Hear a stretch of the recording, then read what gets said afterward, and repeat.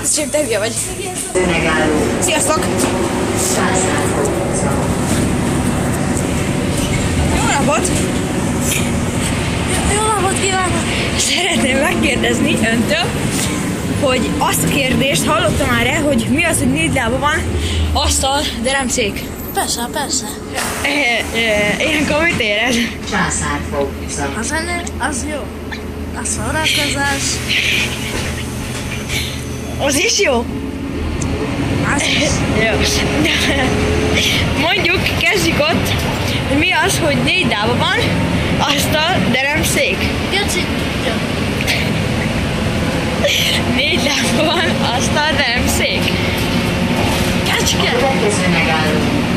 Nem, 4 lába van, asztal, de nem szék. Gondolkozzon. Attila. Nem, benne van a válaszban. Vagy hát a kérdésben a válasz. Szék. Nem.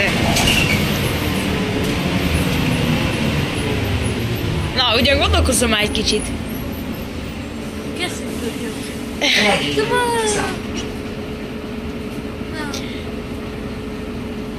Most akkor válaszol valamit? Hát köszönöm, de ezt nem kéne mutogatni. Ia. Jó, hagyjuk. Jó, hagyjuk, viszlát.